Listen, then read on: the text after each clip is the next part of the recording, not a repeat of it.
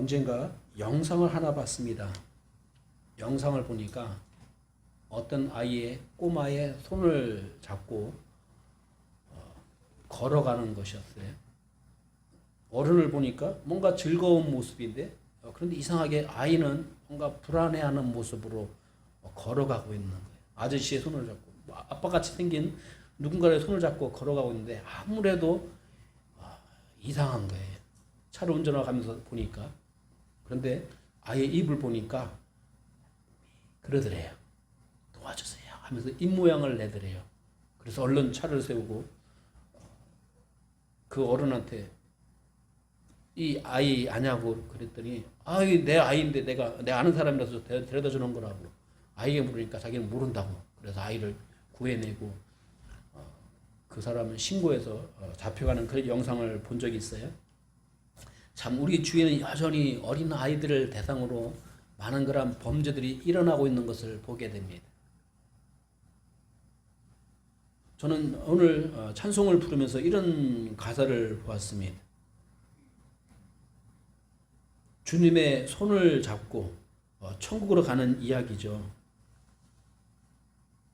가사가 어디 있냐면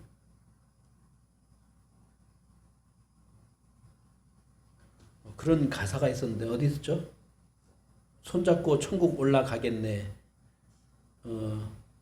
네, 제가 한번 읽어볼까요? 내 주의 손을 잡고 천국에 올라가겠네.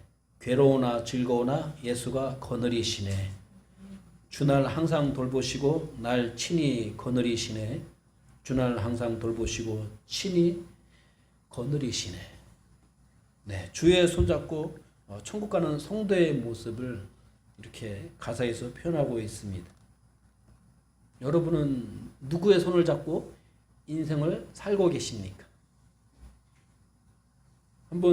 여러분 한번 머릿속으로 상상해 보세요. 주님의 손 잡고 든든하신 분의 손을 잡고 그분이 이끌으신 대로 가고 있다면 행복한 모습이 되겠죠. 그런데 그 아이처럼 이 아이가 웬 낯선 아저씨에게 끌려가는데 무서워서 반항도 못하고 끌려가는 모습. 오늘날 사실 주님을 떠나서 사는 사람들, 하나님을 모른 채 살아가는 사람들은 자기가 어디로 인생의 삶을 사는지도 모른 채 그저 허망한 이루어지지도 않을 약속을 소망한 채 살아가고 있는 것이죠. 그것이 인생의 모습 아니겠습니까?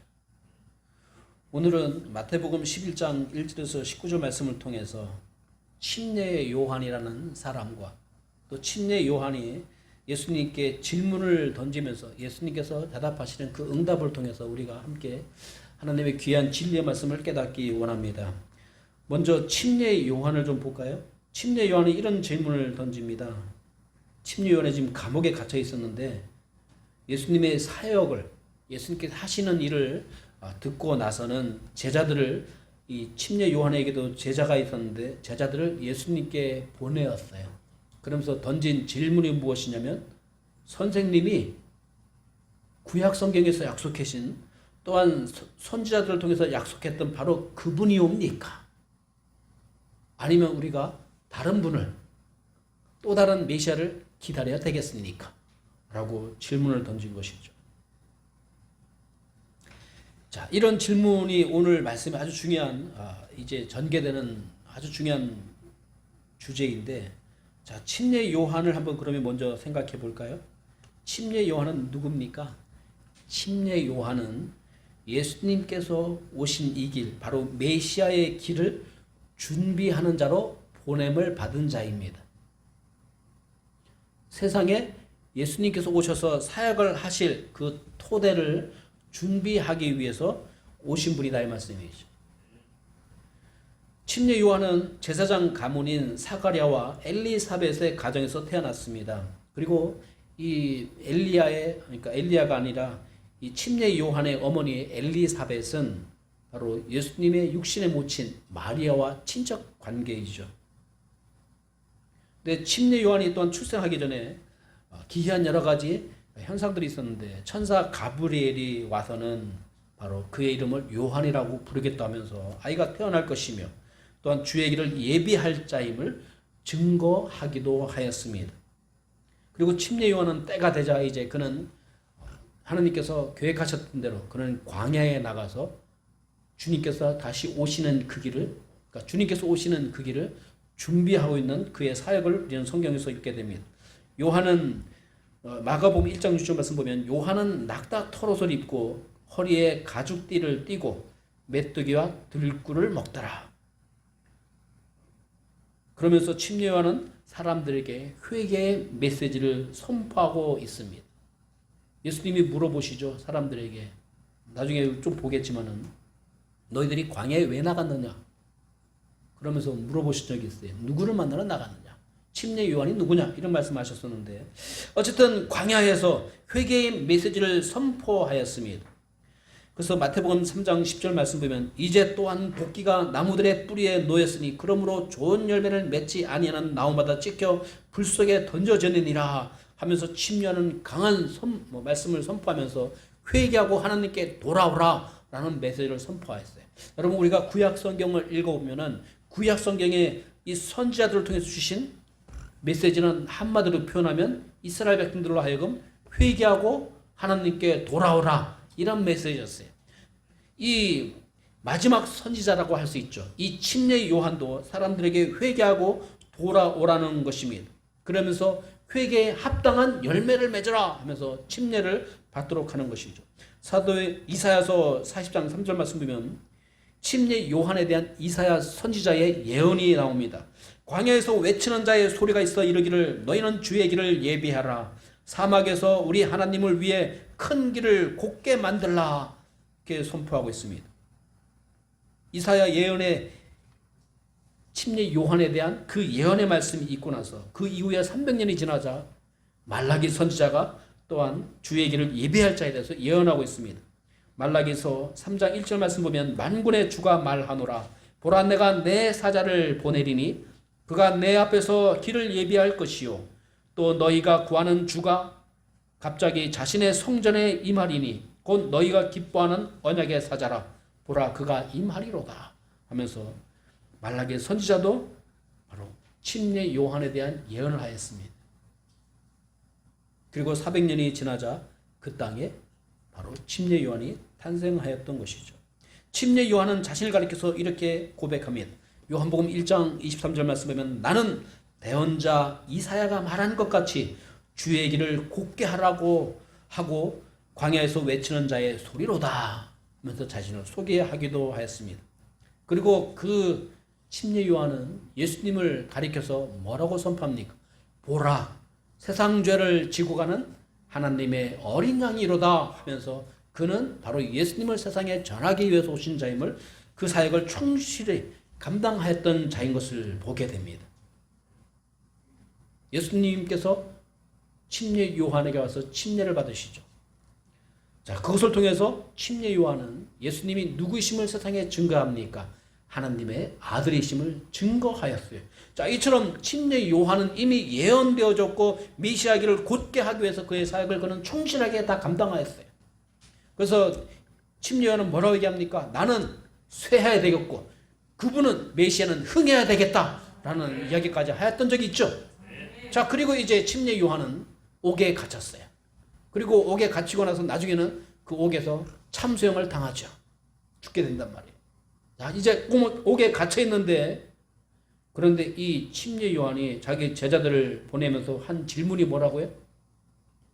선생님이 오실 그분이 오니이까 아니면 우리가 다른 분을 기다리오리이까. 참 의아스럽지 않습니까?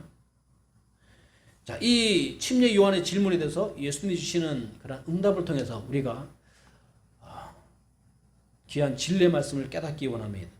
자, 침례 요한은 예수님을 가리켜서 뭐라 했다고요? 보라 세상 죄를 지고 가는 하나님의 어린 양이로다 라고 그가 선포했어요. 성령 하나님이 임하시는 것을 보면서 그가 침례를 베풀면서 성령님이 임하시는데 예수님이 바로 하나님의 아들심을 증거하기도 하였죠. 그런데 때가 흘러서 이제 침례 요한은 당시 그곳을 통치하던 헤롯 안디바에 의해서 감옥에 갇히게 되게 되고 그때 침례 요한은 주님이 성경에 예언된 메시아인지를 다시 확인하고 싶었어요. 왜 그랬을까요? 그가 분명히 옥에 갇히기 전에는 예수님이 바로 메시아라고 선포했잖아요. 그런데 자기의 메시지에 대해서 그럼 의심이 든 것일까요? 왜 그런 마음의 심경에 변화가 있었을까요? 궁금하지 않습니까? 자, 우리는 당시에 이 메시아에 대한 유대인들의 기대를 생각해 보아야 돼요. 예수님의 제자들도 마찬가지였어요. 예수님의 제자들이 이 예수님께서 말씀하신단 말이에요.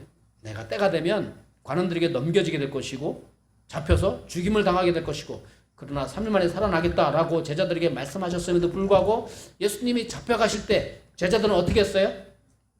죽을까봐 다 도망갔고 베드로 같은 경우 예수님 모른다고 부인했고 그러면서 예수님을 지켜봤어요. 그리고 예수님이 이제 십자가에서 죽게 되죠. 죽으니까 제자들이 다 도망가서 어떻게 됐어요? 야, 우리가 어떻게 해야 되지? 난리가 났어요. 자, 그러는 가운데 예수님 3일 만에 부활하시잖아요. 자, 부활하셨다는 소식을 들었음에도 불구하고 제자들 사이에서는 믿음이 확실하지가 못했죠. 도마 같은 경우는 뭐라고 해요? 내가 그 손을 직접 그 손에 못자국과 발에 이 못자국을 직접 만져보지 않고는 옆구리 한 자국을 만져보지 않고는 내가 믿을 수 없겠어 라는 얘기까지 하지 않았습니까? 그것은 무엇이죠? 제자들의 기대는 무엇이느냐? 자, 그런 일도 있었죠. 이 예수님과 제자들이 함께 길을 가다가 제자들 사이에서 다툼이 일어났어요. 누가 큰 자가 될까? 보아하니 이제 때가 된 것 같아요. 예수님의 삶에 뭔가 특별한 변화가 일어날 것 같단 말이에요. 그러나 그들이 기대했던 변화는 무엇이냐면 드디어 예수님이 예루살렘 성에 입성하셔서 그분이 왕이 되시고 이제 우리는 그분 옆에서 충실한 신하가 되는 거야. 자, 그런데 신하들 가운데는 계급이 있으니까 누가 더 높은 자가 될까? 서로 권력 다툼이 일어났단 말이에요. 그 이유가 뭐겠습니까? 제자들마저도 예수님이 어떤 메시아임을 기대하고 있습니까? 로마로부터 해방시켜주고 강력한 하나님의 나라를 예루살렘에 세우시는, 예루살렘과 유대 땅에 세우시는 그러한 왕으로서의 메시아를 기대하고 있었던 것이죠. 자, 그러면 예수님과 함께 생활했던 3년 반 동안 예수님과 함께 생활했던 제자들도 그런 생각을 여전히 떨쳐버리지 못하고 있었다면 구약에 속하는 침례 요한은 메시아에 대한 기대가 어떠했을까? 충분히 우리가 당시 유대인들이 가지고 있던 메시아에 대한 기대를 생각해 볼 때 침례 요한도 예외가 아니었을 것이다라는 생각을 하게 됩니다. 왜냐하면 사람은 한 치 앞도 내다보지 못하기 때문이죠. 하나님께서 우리에게 말씀해 주셔도 그것이 일어난 뒤에 그것이 이것이었구나 라고 하는 것이지, 그렇지 않습니까? 그렇기 때문에 이 침례 요한은 더군다나 지금 어디에 갇혀 있습니까? 그가 감옥에 갇혀 있단 말이에요. 메시아라면 이제 때가 됐으면은 침례 요한은 어떻게 돼요? 그는 주님의 일을 하는 주님의 충실한 선지자니까, 주님께서 보내신 대언자니까 이제 때가 되면은 그에게도 하나님의 영광이 나타나야 되잖아요. 그러면 감옥에서 나와야 돼? 그거 잡혀 있어야 돼. 메시아가 알았다면 당연히 자기를 구해줘야 될 거 아니겠습니까? 이런 생각을 얼마든지 했을 수도 있겠다 이 말씀이죠. 그러니까 변화가 일어나지 않으니까 사람들이 원하는 어떤 메시아가 왔으면 그 사회에 뭔가 변화가 일어나야 되잖아요. 근데 특별한 변화가 없단 말이에요. 그러니까 침례 요한도 잠시 마음이 흔들렸던 것 같습니다. 자, 그때 예수님은 뭐라고 대답하죠? 자, 제자들에게 이런 말씀하십니다. 가서 너희가 듣고 보는 그것들을 요한에게 다시 보이되 곧 눈먼 자들이 시력을 받으며 다리 저는 자들이 걸으며 나병 환자들이 정결하게 되며 귀 먹은 자들이 들으며 죽은 자들이 일으켜지며 가난한 자들에게 복음이 선포된다 하라. 자, 이것은 무슨 얘기죠? 이것은 이사야 선지자가 예언했던 그것을 지금 들려주고 있는 거예요. 700년 전에 이사야 선지자가 이런 예언을 했는데 이런 일들이 지금 벌어지고 있다 이 말씀이죠. 이미 세상에는 뭐가 시작되었어요? 복음이 선포되면서 이미 영적 변화가 왔음을 선포하고 계신 것입니다. 이사야서 35장 말씀을 제가 한번 읽어보겠습니다. 이사야서 35장 5절 6절 말씀입니다. 그때에 눈먼 자의 눈이 열리고 귀 먹은 자의 귀가 열리며 그때에 다리 저는 자는 사슴같이 뛰고 말 못하는 자의 혀는 노래하리니 광야에서 물들이 터져나오고 사막에서 시내가 흐르며. 예수님께서 오셔서 일어난 변화를 말씀하셨는데 바로 이사야 선지자의 그 예언의 말씀을 인용하시면서 말씀하고 있단 말입니다. 이사야서 61장에서는 주 하나님의 영께서 내게 임하셨으니 이는 주께서 내게 기름 부으사 온유한 자들에게 좋은 소식을 선포하게 하셨기 때문이라. 그분께서 나를 보내신 것은 마음이 상한 자들을 싸매고 포로된 자들에게 자유를, 결박된 자들에게 감옥에서 노임을 선포하게 하려 함이요 라고 하면서 메시아에 대한 예언했던 그것을 그대로 예수님께서 성취하고 계셨던 것입니다. 예수님께서 이 땅에 오셔서 행할 사역의 핵심이 무엇입니까? 예수님께서 이 땅에 오신 목적이 무엇이었죠? 복음을 완성하고 복음에 선포되게 하는 것 아니었겠습니까? 자, 이런 일을 행하시는 분이 바로 메시아다 이 말씀이죠. 그러므로 침례 요한은 당시 갇혀 있었기 때문에 예수님이 메시아라면 그 자신도 자유를 얻을 것을 기대했을지 모르겠지만, 그러나 주님은 침례 요한이 옥에 갇혀 있을 때 침례 요한에 대해서 침묵하셨던 것을 보게 됩니다. 그러나 침례 요한의 제자들에게 예수님께서 친히 증거하신 말씀은 바로 이사야 선지자의 그 예언처럼 메시아의 사역이 성취되고 있음을 증거하셨던 것을 보게 됩니다. 우리는 여기서 무엇을 깨달을 수 있겠습니까? 예수님의 사역의 우선순위를 우리가 생각해 볼 필요가 있죠. 하나님이 옥에 갇혀 있는 그 침례 요한에 대해서 어떤 마음이셨겠습니까? 얼마나 마음이 아파하셨겠습니까? 그럼에도 불구하고 당장 그를 구해내지 않으셨단 말이에요. 오히려 그 감옥에서는 순교를 당하게 돼요.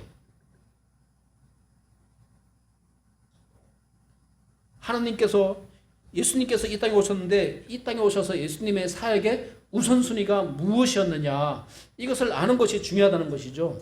메시아의 우선순위는 무엇이었습니까? 침례 요한을 구하기 위해서 오신 것이 아니라 온 인류의 죄라는 문제를 해결하시고 온 인류를 구원하시기 위해서 오신 것이 아니겠습니까? 아멘? 이 세상의 육신의 죽음을 해결하기 위해서 오신 것이 아니라 영적인 죽음을 해결하기 위해서 오셨다는 말씀이에요. 한 번 죽는 것은 사람에게 정하신 것이요, 그 후에 있는 심판이 있는데 하나님의 관심은 그 후에 있는 그 심판, 죽은 다음에 우리가 영원히 가게 될 그 심판에 대해서 그 문제를 해결하기 위해서 오신 분이심을, 그래서 그분이 메시아이시고 구원자이심을 성경은 선포하려고 하는 것입니다. 아멘? 침례는 잠시 세상에선 죽음을 당할지 모르지만 그러나 그는 주님으로 말미암아 천국 가게 되어 있단 말이에요. 아멘? 자, 지금 옥에 갇혀있는 침례요한은 이제 메시아를 어떻게 해야 되죠? 신뢰해야 됩니다. 믿어야 되죠. 그래서 예수님이 말씀하십니다. 누군지 나로 인하여 실족하지 아니할 자는 복이 있도다 하시니라. 여러분은 하나님의 축복을 기대하며 살고 있는 것이 아니겠습니까? 우리가 오늘 찬송 부를 때도 그런 가사가 있었어요.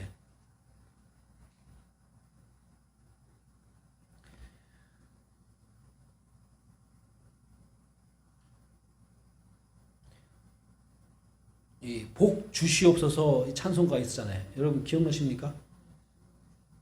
어떤 가사였죠?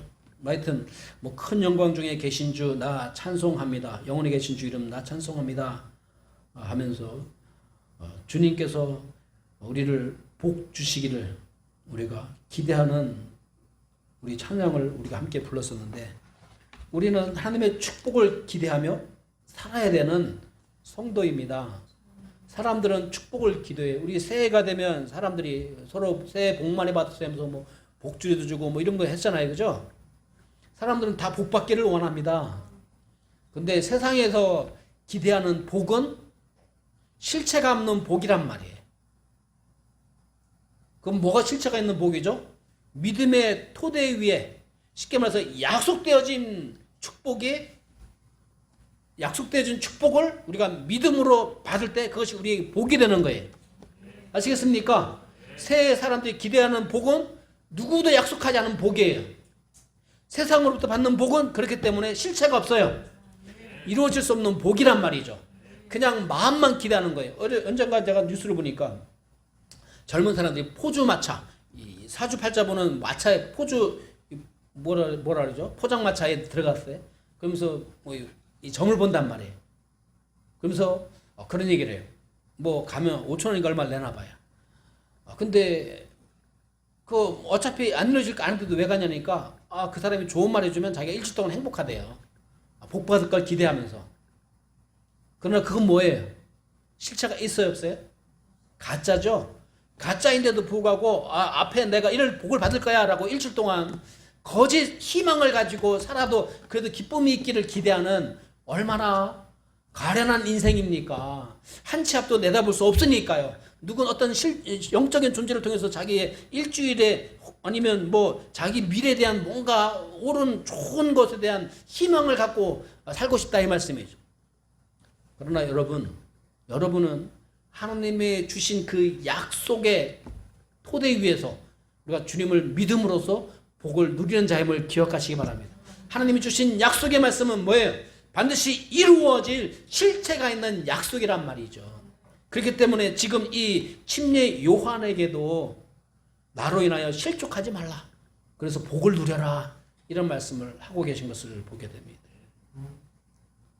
주님을 믿는 자는 실족해서는 안 됩니다. 왜냐하면 주님을 믿고 신뢰하는 자는 복받은 자이기 때문입니다. 아멘? 그러므로 여러분은 다 뭐예요? 복된 자예요. 아멘?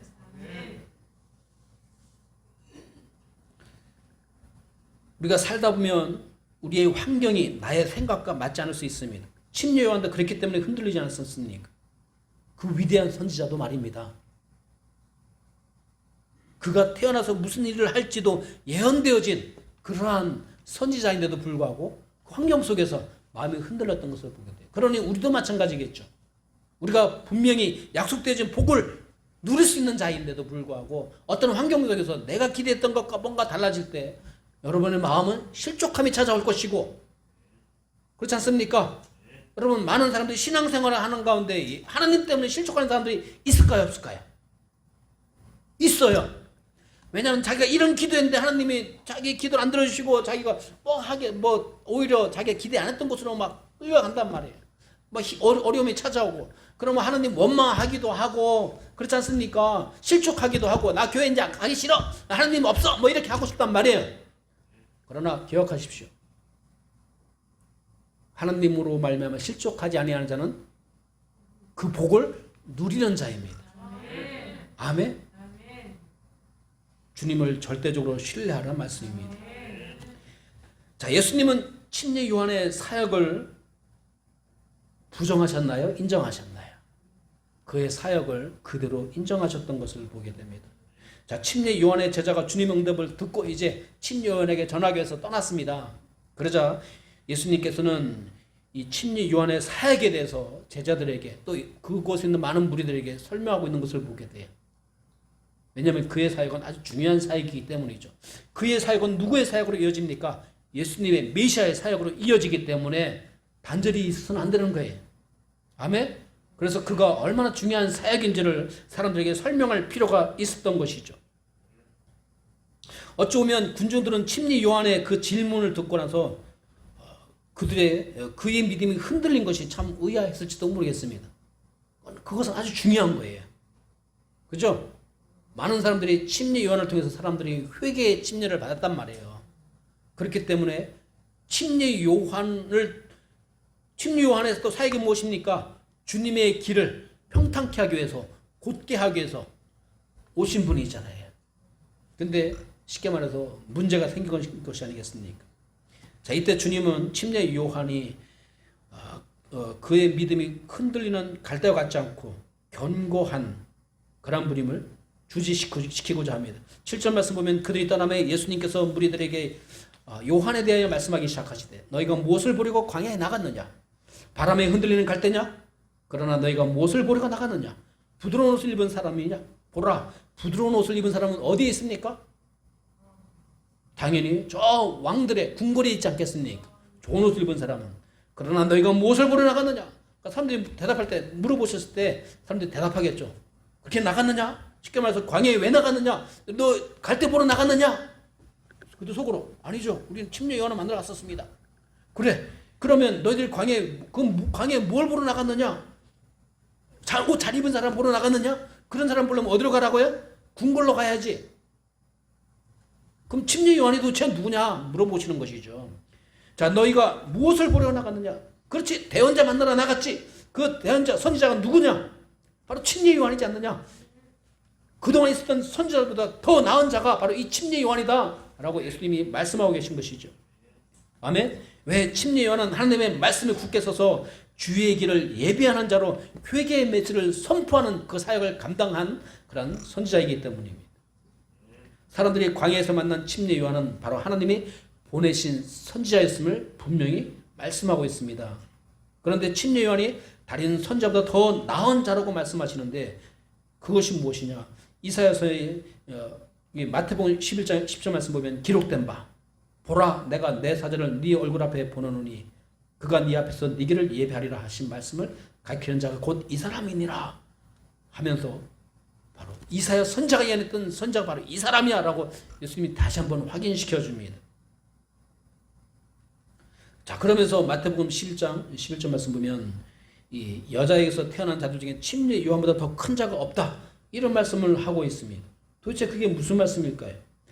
우리 구약 성경 보면 얼마나 많은 선지자 있어요. 모세, 이사야, 또 예레미야, 얼마나 엘리야라든지 죽음도 보지 않고 하늘로 올림 받은 엘리야 선지자라든지 얼마나 훌륭한 선지자들이 많습니까? 그런데 예수님이 이런 말씀하십니다. 침례 요한보다 더 큰 자가 없었다. 이런 말씀을 하신 이유가 무엇이냐? 오히려 침례 요한은 그의 사역 기간도 짧았고 광야에서 외치는 소리에 불과했음에도 불구하고 그 이유는 무엇이냐? 침례 요한은 바로 눈으로 직접 보고 누구를 전했습니까? 눈으로 보기 전에 메시아를 선포하였고 직접 눈으로 본 자가 누구예요? 침례 요한이죠. 그리고 그에게 침례를 베푼 자가 침례 요한이란 말이에요. 바로 하나님의 독생자이신 주님의 길을 예비하였고 목격한 자이기 때문에 침례 요한이 그동안 있었던 선지자들보다 더 큰 자라고 칭함을 받을 수 있었던 것이죠. 이건 굉장히 중요한 거예요. 그죠? 자, 그런데 이런 말씀이 있어요. 여자가 낳은 가장 큰 침례 요한이지만 천국에서는 가장 작은 자라 이런 표현이 있어요. 그동안 있었던 선지자들보다는 가장 큰 자인데 오히려 천국에서는 작은 자다, 가장 작은 자다. 이게 도대체 무슨 말일까요? 자, 이게 무슨 말이냐? 여러분, 구약의 성도들은 오실 메시아를 믿었어요. 그래서 그걸 통해서 그들이 제사를 통해서 대속물을 하나님께 대속 제물을 바치고 용서받고 그랬단 말이에요. 근데 그들이 바친 그 제물은 예수님이 아니라 오실 메시아에 대한 그림자였다고요. 그러니까 구약 시대는 메시아에 대한 약속이 희미했다는 것이죠. 갈수록 구체화되고 그것이 침례 요한 때 완전히 구체화된 것이고, 그죠? 그렇기 때문에 그들의 믿음, 그들은 예수님의 죽으심과 부활을 직접 목격하지 못했어요. 그러나 주님께서는 십자가에 죽으시고 부활하심으로써 이제 그분의 그 복음을 듣고 믿는 자들은 뭐가 돼? 하나님의 자녀가 된 것이죠. 이스라엘은 하나님의 백성이었어요. 근데 우리는 구원받은 신약시대 이후로는 이제 예수님을 직접 마음에 모시고 살아가는, 성령님이 한번 오시면 다시 떠나지 않는 하나님의 성전이 된 우리 각 사람은 더 귀한 자로 성경은 인정하고 있다 이 말씀이에요. 아멘. 그렇기 때문에 이 뭐라고 표현되냐면 신약교회 성도들은 뭡니까? 예수님은 머리가 되시고 몸된 교회, 우리가 교회 지체로서 우리는 예수 그리스도의 몸이 되었다 이 말씀이에요. 아멘. 여러분은 뭐가 됐다고요? 예수님의 몸이 되었다 이 말씀. 이것이 바로 교회란 말이죠. 그러니까 그렇기 때문에 신약 성도들은 그리스도의 또 무엇으로 준비하는 자들입니까? 다시 오시는 예수님을 기다리는 자로서, 다시 오시는 분은 신랑으로 표현되어지고 우리는 신부로 표현되어진단 말이에요. 그래서 우리는 그 말씀을 통해서 우리는 지금 신앙생활하면서 누구를 기다리고 있는 자들이에요? 다시 오실 예수님, 바로 신랑 되신 예수님, 우리는 그분의 신부로서 기다리는 신부님을 강조하고 있어요. 그러면서 이 오히려 구약 성도들은 그 신랑 신부가 결혼하는 곳에 온 하객, 손님들로 표현되어진단 말이에요. 알겠습니까? 우리 지난번에 봤지만 이 신랑의 친구라고 표현하고 있잖아요. 그래서 들러리 서가지고 신물랑과 신부가 결혼하는 목격을 보면서 함께 기뻐하는 그런 모습이 표현되겠단 말이죠. 이해가 되십니까? 자, 그렇기 때문에 그리스도 안에서 신약 성도들은 하나님의 자녀가 되어 그리스도와 함께하는 천국의 영원한 상속자, 하나님의 자녀의 특권을 누리며 살게 되는 것입니다. 그래서 천국에서 하나님의 자녀들인 그리스도인들은 구약의 성도들보다 더 큰 영광을 누린다는 것을 의미하는 것이죠. 아멘? 자, 마태복음 11장 13절 말씀 보면 모든 대언자와 율법은 누구에까지? 요한까지 대언하였나니. 그래서 요한이 이제 구약의 마지막 선지자였음을 선포하고 있는 것입니다. 그렇기 때문에 침례 요한은 위대한 선지자였지만 구약의 성도다 이 말씀. 이런 의미에서 천국에서는 가장 작은 자다. 이렇게 우리가 받아들일 수 있는 것입니다. 자, 그리고 한 가지 재밌는 표현이 있습니다. 마태복음 11장 12절 말씀 보면 침례 요한의 시대로부터 지금까지 하늘의 왕국은 폭력을 당하며 폭력배들이 강제로 그것을 빼앗느니라. 도대체 이게 무슨 말이죠? 천국이 뭔가 폭력이 일어나서 폭력배들이 강제로 막 천국을 빼앗아가는 그런 모습. 이게 도대체 무슨 말일까요? 뭐 해석이 여러 가지 의미가 있지만 이걸 정리해보면 이 천국은 폭력을 당한다는 의미는 뭐냐? 군대가 도시를 점령하는 것처럼 침례 요한의 강력한 메시지와 사역을 통해서 많은 사람을 천국으로 인도하고 있음을 선포하는 것이다 이 말씀이죠. 그리고 특별히 유대인들에게는 천국은 뭐냐? 유대인들만의, 아브라함의 자손들만의 나라라고 생각을 했습니다. 그렇지 않습니까? 그래서 초대교회에 어떤 문제가 생겼냐면 이 교회 안에 유대인들만 성도냐? 근데 그것을 누굴 통해서 깨트리게 돼요? 베드로가 꾼 꿈을 통해서. 야, 그것은 유대인뿐만 아니라 이방인들도 교회 성도가 되는구나 깨닫게 되었어요. 그죠? 그래서 베드로가 나가서 복음을 전했더니 그들이 예수님 믿고 성령이 임하시는 것을 보면서 야, 교회는 유대인뿐만 아니라 이방인들도 그런 의미란 말이죠. 자, 거기서 우리 힌트를 찾아볼 수 있어요. 결국은 뭐냐? 천국은 그냥 가만히 있어도 가는 곳이 아니라 강력하게 정말 이 의지가 필요하다 이 말씀이에요. 아멘? 그래서 침례 요한의 이 회개의 메시지 또한 복음을 통해서 그것을 믿는 자들에게 개방된 곳이 하나님의 나라다. 이것을 표현하는 것이고 또한 폭력배들이 강제로 빼앗는다는 이런 반어법적인 표현은 무엇이냐? 천국으로 들어가고자 하는 자의 강력한 의지, 믿음이 필요하다 이 말씀이에요. 결국은 천국은 누구의 것이라고요? 태어난 자의 것이 아니란 말이에요. 이런 혈통으로나 이것은 난 것이 아니란 말이에요. 오직 무엇으로? 믿음으로 말미암아 얻을 수 있는 것이 천국이다 이 말씀이죠. 그 신분이 어떠하든 유대인이든 이방인이든 아무 상관이 없단 말이죠. 오직 믿음, 복음을, 그러니까 우리는 강력하게 복음을 전할 수 있어야 되고 그 복음을 믿는 자들은 그 가운데는 폭력배도 있을 수 있고 사람을 죽이는 사람도 있을 수 있고 포함될 수 있습니다. 예수님과 뒤에 함께 이 십자가 못 박혔던 한 강력한 이 강도가 있는데 한 사람은 예수님 욕했지만 한 사람은 자기를 불쌍히 여겨달라고 그랬더니 나고로서 네가 나 보겠다 그러지 않습니까? 무슨 말인지 이해가 되시죠? 천국은 오직 믿음으로 말미암아. 그리고 우리의 신앙생활은 뭐가 있어야 되냐? 강력한 의지가 있어야 돼요. 주님의 뜻대로 순종하며 살고자 하는 강력한 의지가 있어야 된다. 왜냐하면 우리는 그렇게 하지 않고는 천국에 합당한 자의 모습으로 살 수가 없어요. 왜냐하면 우리는 타락한 본성을 가지고 있기 때문에 우리는 방치해두면은 제 멋대로 살아간단 말이에요. 여러분 부모가 자식을 방치해 보십시오. 그 아이가 곱게 잘 자랄까 하면 삐뚤어 자랄까요? 삐뚤어 자라죠? 그죠? 왜곡된 생각을 하고 옳고 그름도 모른 채 그냥 지 멋대로 살아간단 말이에요. 그러니까 부모가 사랑하니까 혼내키기도 하고 때로는 마음 아프지만은 채찍을 대기도 하고 그랬단 말이죠. 그런데 오늘날 학교 교육을 보십시오. 아이들 다 망쳐놓고 있어요. 아이들을요. 왜? 이 세상의 권세를 잡은 자는 아이들을 망쳐서 노예로 만들고 싶은 거예요. 종으로 만들고 싶은 것이죠. 옳고 그름을 판단하지 못하는 미련한 자로 만들어서 자기들 마음대로 끌고 가는 거예요. 어디로? 지옥으로 끌고 가려고. 이게 이 세상 악한 영의 계략 아니겠습니까? 이 세상의 악한 계략자들이 우리 문화를 점령하고 교육을 점령하고 그래서 사람들의 생각을 다 바꿔놓고 있단 말이에요. 미련한 자들로. 누가 지혜로운 자예요? 주님의 말씀에 가까이 가는 자가 지혜로운 자임을 여러분 기억하시기 바랍니다. 그러니 여러분이 이 저항을 뚫고 주님께, 거룩한 주님께 나아가기 위해서는 우리 강력한 의지를 가지고 믿음을 가지고 주님을 섬겨야 돼요. 안 그러면 내 멋대로 살아가게 돼요. 이것이 우리 중요한 얘기입니다. 우리는 지혜로운 믿음이 사람이 되어야 합니다.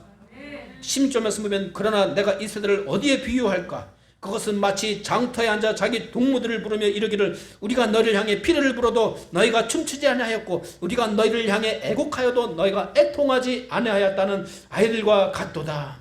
여러분 그곳에 놀이가 있었어요. 이 피리를 불면은 아이들이 그곳에서 막 춤도 추고 때로는 또 막 이 장례 우리 어렸을 때 소꿉장난 하잖아요. 그런 것처럼 장례식 놀이도 한단 말이에요. 그러면 그 아이들이 막 우는 흉내도 내고 막 그런 반응이 나타났단 말이죠.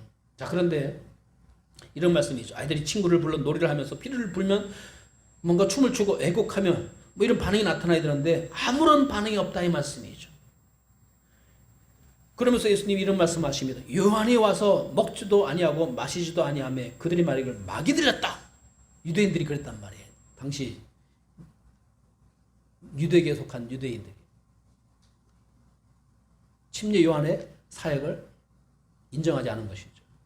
자 그런데 이번에는 사람의 아들 예수님이 오셔서 먹고 마시니까 그 사람들이 말하기를 보라 음식을 탐하는 자요 포도주를 많이 마시는 자요 세리들과 죄인들의 친구로다 하는도다.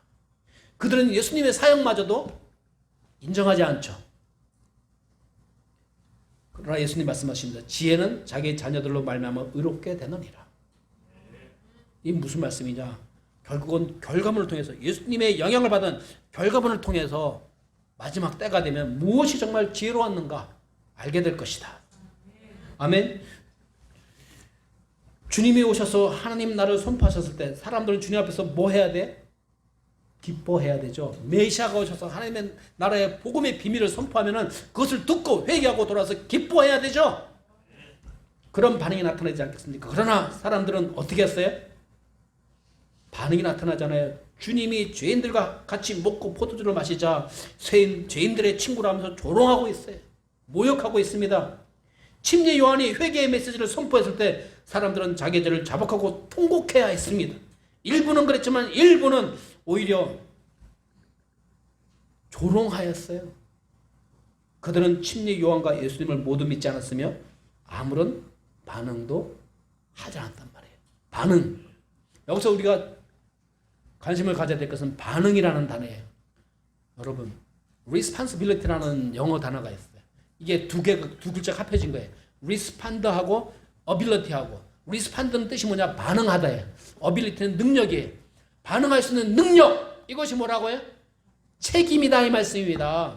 여러분이 하나님의 말씀을 들었을 때 어떤 마음이 있어야 돼요? 책임 있는 반응이 나타나야 되는 거예요. 순종하든지 불순종하든지. 그런데 불순종은 무반응이란 말이죠. 주님 말씀이 선포될 때 뭐가 돼야 된다고요? 반응하는 자. 이것이 인격자예요. responsibility, 책임 있는 사람을 우리 인격자라고 하잖아요. 야, 저 사람 책임 있는 사람이구나. 인격자구나. 책임이 없으면 비인격자란 말이죠. 진리에 반응할 수 있는 자. 하나님 말씀에 반응하는 자. 이것이 신앙인의 모습 아니겠습니까? 우리는 세상을 정죄하기 이전에 우리가 이런 영혼의 구원을 위해서 얼마나 고민하고 헌신하고 있는가 생각해 봐야 돼요. 우리 밖에 사람은 참 꼴도 보기 싫은 사람 많죠. 그죠? 그 사람을 정죄하기 전에 뭐부터 하자고요? 그 영혼에 대해서 예수님과 같이 하나님과 같이 불쌍히 여기는 마음을 먼저 가져야 한다 이 말씀입니다. 주님께서 말씀하시지 않습니까? 지혜는 자기 자녀들로 말미암아 의롭게 되느니라. 하나님의 자녀들로 말미암아 주님의 지혜가 의롭게 되면 우리가 증명해낼 수 있어야 됩니다. 우리가 세상에 속하였다면 세상의 가치대로 살아갈 것입니다. 그러나 우리는 하나님의 구원받은 자녀이기 때문에 세상 풍파에 요동치기보다는 하나님을 신뢰하고 주님 손잡고 천국을 향해 가는 자가 되어야 되지 않겠습니까? 여러분 앞으로 일주일 동안 또 우리가 살아갈 텐데 누구 손잡고 사시겠습니까? 세상 손잡고 사시겠습니까? 주님 손잡고 사시겠습니까? 주님이 손잡고 살아가면서 강력한 의지를 가지고 내가 천국 백성임을 분명히 알고 또한 나의 이웃 정말 예수님 믿고 구원받아야 될 그 영혼들에서 애통이 여기면서 예수님 믿으세요, 예수님 믿으세요 할 수 있는 그러한 영혼을 불쌍히 여기는 마음을 가져야 될 줄 믿습니다.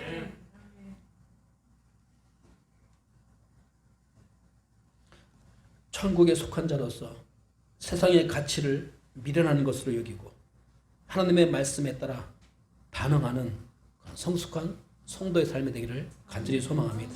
기도하시겠습니다. 찬양과 존귀와 영광을 받으시기에 합당하신 하나님 아버지, 우리가 얼마나 주님의 말씀에 반응하며 살았는지 우리 자신들의 모습을 돌아볼수록 주님 도와주시옵소서. 주님 말씀을 읽어도 그냥 그것으로 끝나는 것이 아니라 마음에 새겨놓고 내가 어떻게 반응해야 될까? 우리가 좀 더 책임감 있게 살아가는 성도의 삶이 될 수 있도록 주님 축복하여 주시옵소서. 모든 것을 주님께 감사드리며 예수님의 이름으로 기도하여 싸움나이다. 아멘.